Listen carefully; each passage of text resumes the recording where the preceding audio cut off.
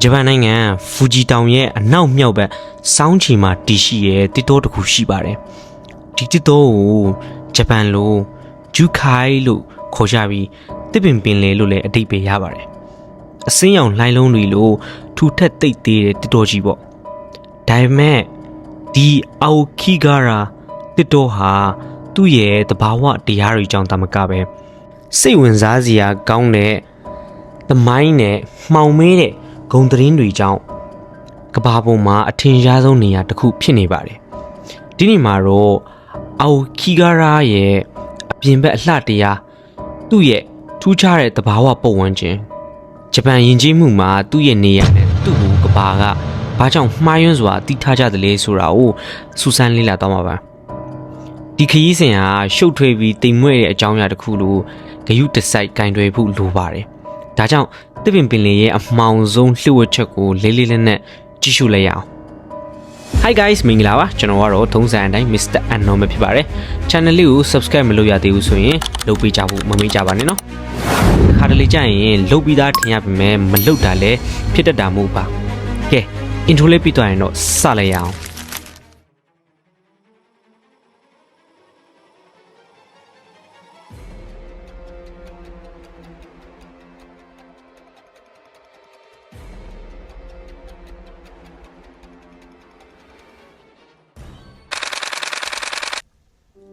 အာအိုခီဂါဟာရာရဲ့ထူးခြားမှုကို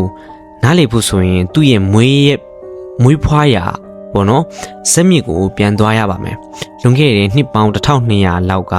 အတိအကျပြောရမယ်ဆိုရင်တော့ AD 864ခုနှစ်မှာဖူဂျီတောင်ဟာတမိုင်းဝင်အကြီးမားဆုံး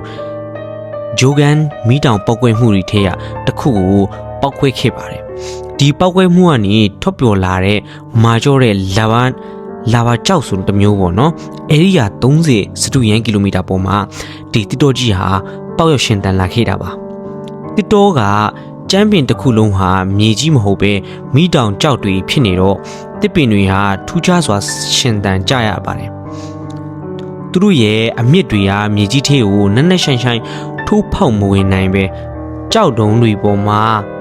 တွားသွားနေတယ်လို့တစ်ခုနဲ့တစ်ခုရစ်ပတ်ပြီးတော့ထောက်ပံ့ရင်ကြီးထွားလာကြပါတယ်ဒါကြောင့်ဒီနေရာဟာတစ်တောလို့ခေါ်ပေမဲ့လာဘာကြောက်တွေပေါ်မှာပေါက်တဲ့ရှားပါတဲ့ဂေဟာစနစ်တစ်ခုဖြစ်ခဲ့ပါတယ်ဒီလာဘာကြောက်တွေရဲ့နောက်ထပ်ထူးခြားချက်တစ်ခုကတော့သူတို့ရဲ့စူညံတန်ကိုစုပ်ယူနိုင်စွမ်း sound absorbing ပါတစ်ပင်တွေကလည်းထူထပ်တော့လေးတိုက်တိုင်နဲ့ကူလျှောက်တဲ့အတန်တွေကလွယ်ပြီးပုံဝန်းကျင်တစ်ခုလုံးဟာနည်းနည်းစွာတိတ်ဆိတ်ငြိမ်သက်နေတတ်ပါတယ်ဒီခံစားမှုဟာတစ်တောရဲ့ဂုံသတင်းဆိုးကိုပိုပြီးထောက်ပံ့ပေးနေပါတယ်ဥပမာတက်လှိုင်ကိုများလည်းရှိခဲ့ပါတယ်နာရူဆာဝါရီခဲလှိုင်ကိုဒီလှိုင်ကိုထဲမှာတစ်နှစ်ပတ်လုံးရီခဲတိုင်ကြီးများကိုလည်းတွေ့ရပါတယ်ဖူဂါကူလေလှိုင်ကိုတဘာဝရီခဲတက်တာလိုပါပဲရှိတော့ကပူးစာနဲ့ရီခဲတွေကိုသိမ်းဆည်းရနေရလဲဖြစ်ခဲ့ပါတယ်ဒီလှိုင်းကိုတွေဟာအာအိုခီဂါဟာရာရဲ့သဘာဝတရားကိုထင်ဟပ်ပြနေပါတယ်တစ်တောကြီးဟာဆွေးမဖွေကောင်းတဲ့သဘာဝပန်းချံတစ်ခုဖြစ်တယ်ဆိုတာကိုပြသနေပါတယ်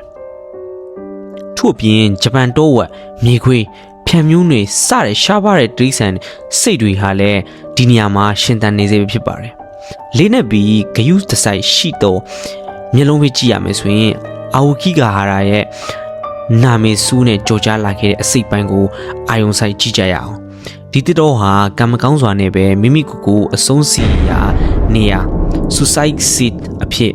ကမ္ဘာမှာဒုတိယအများဆုံးအသုံးပြုခံခဲ့ရတဲ့နေရာတစ်ခုလည်းဖြစ်ပါတယ်ဒီလိုဖြစ်ရတဲ့အကြောင်းရင်းတွေဟာရှုပ်ထွေးလွန်းလှပါတယ်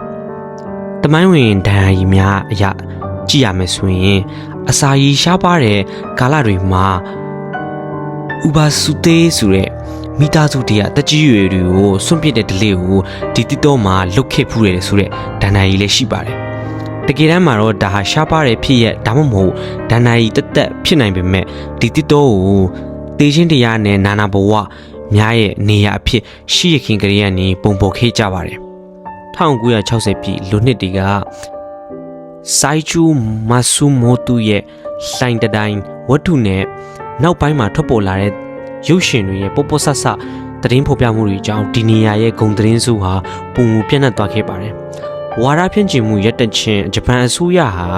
ဒီနေရာကိုလာရောက်သူတွေရှော့ချစေဖို့အတွက်တစ်တိုးထဲမှာနှစ်စဉ်တွေ့ရှိရတဲ့အလောင်းအကြီးအတွက်ကိုလူသိရှင်ကြားထုတ်ပြန်တာကိုရပ်ဆိုင်းလိုက်ပါတယ်။ဒါအပြင်တစ်တိုးထဲမှာဘဝဆိုတာမိဘတွေရဲ့တန်ဖူးလက်ဆောင်ပါလူမျိုးအားပေးနှစ်သိမ့်တဲ့ဆိုင်းဘုတ်များကိုလည်းစိုက်ထူထားပါတယ်။ကျွန်တော်တို့ဒီမှာပြောချင်တဲ့အချက်ကတော့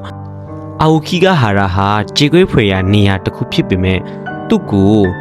တစ်ပင်ပင်လင်အဖြစ်ပဲမြင်ပြီးဂုံသတင်းဆိုးကိုရှော့ချဖို့လိုအပ်ပါတယ်။ဒါဆိုရင်အာအိုကီဂဟာရာဘာလဲ။သူဟာတက်တန်း1200ရှိပြီဖြစ်တဲ့မီးတောင်ကြောက်ပေါ်ကဇွေးရှိရဲ့တတိုးကြီးတစ်ခုဖြစ်ပါတယ်။သူဟာရှီဟောင်းလာဘာလှိုင်ကူများကိုဖုံးအုပ်ထားတဲ့လျှို့ဝှက်စမ်းကြဲတဲ့တဘာဝပန်းချံတစ်ခုဖြစ်ပါတယ်။ဒါပေမဲ့ဒီတတိုးဟာမျိုးလင်းချက်မဲ့သူတွေရဲ့နာကျင်မှု Pain of the Whole Place ကိုပခုံးပေါ်မှာထမ်းထားရတဲ့နေရာတစ်ခုအဖြစ်လည်းတည်ရှိနေပါတယ်။ခရီးသွားလာသူတွေအနေနဲ့တရားဝင်သတ်မှတ်ထားတဲ့လမ်းကြောင်းအတိုင်းလမ်းလျှောက်ပြီးဒီနေရာရဲ့ထူးခြားတဲ့ဂေဟာစနစ်ကိုလည်းလေးလေးလက်နက်လေးစားသင့်ပါတယ်။ဂုံသတင်းဆိုးတွေရဲ့နောက်ွယ်မှာအမှန်တရားရဲ့တဘာဝအလှတရားကိုအာရုံစိုက်သင့်ပါတယ်။အာအိုကီဂဟာရာဟာဂျပန်ရဲ့သမိုင်းဒဏ္ဍာရီနဲ့